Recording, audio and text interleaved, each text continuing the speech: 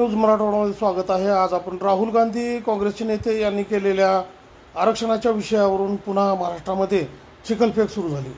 शिवसेना शिंदे गटाचे आमदार संजय गायकवाड यांनी राहुल गांधी यांची जीभ कापणाऱ्याला 11 लाख रुपयाचे बक्षीस देण्याची घोषणा केली आणि महाराष्ट्राच्या राजकारणाचा दर्जा पुन्हा घसरून या येणाऱ्या विधानसभा निवडणुकीमध्ये चुकीच्या वक्तव्य करण्याची एक मालिका सुरू झाली। त्यांच्या पाठोपाठ 2-3 नेत्यांनी आज दिवसभर चुकीची वक्तव्य केली आणि महायुती पुन्हा एकदा चिखलात जाती की काय असं वाटू लागलं आहे। लोकसभा निवडणुकीमध्ये ज्याप्रमाणे दररोज कोणत्या ना कोणत्या नेत्याने चुकीची विधानं केली आणि त्याचा फटका लोकसभा निवडणुकीमध्ये बसला।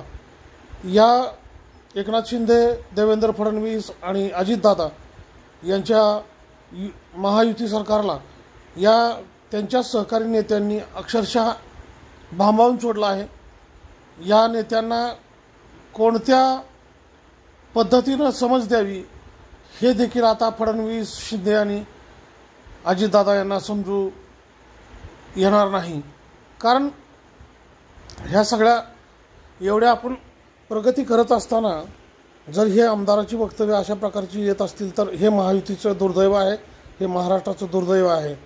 आणि राहुल गांधींनी आरक्षणाच्या विषयावरून जर एखादा विषय विरोधकांना पटला नसेल तर त्याचा लोकशाही मार्गाने निषेध करणं, लोकशाही मार्गाने त्या संदर्भात संदर्भ देऊन टीका करणं गरजेचं आहे। परंतु पातळी सोडून जीभ कापणं किंवा त्याच्या कापणाऱ्याला 11 लाख रुपये बक्षीस देणं अशा प्रकारची वक्तव्य महायुतीला अशोभनीय आहेत। कारण महायुती हे सत्ताधारी पक्ष आहे आणि मोठ्या प्रमाणावर विकासाची कामं, मोठमोठ्या योजना, लाडकी बहीणसारखी योजना अशा प्रकारचं चांगलं काम सुरू असताना हे संजय गायकवाड यांच्या निमित्तानं गालबोट लागलेलं आहे।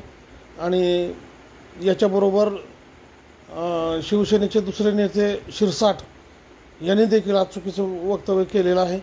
आणि लोकसभा निवडणुकीपूर्वी जसं चुकीच्या विधानामुळे महायुतीला फटका बसलेला आहे त्याचीच पुनरावृत्ती विधानसभेच्या निवडणुकीला देखील होण्याची शक्यता नाकारता येत नाही।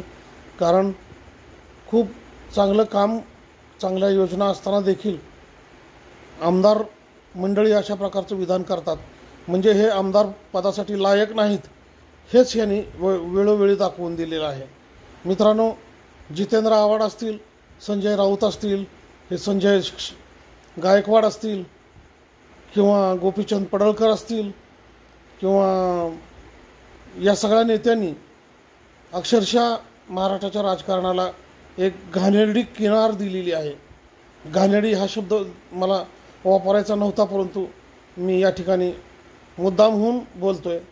कारण महायुतीमध्ये खूप चांगले पक्ष, खूप चांगले नेते, खूप चांगलं काम सरकार करत असताना संजय गायकवाड यांनी पुन्हा एकदा गालबोट लावलेलं आहे। नमस्कार।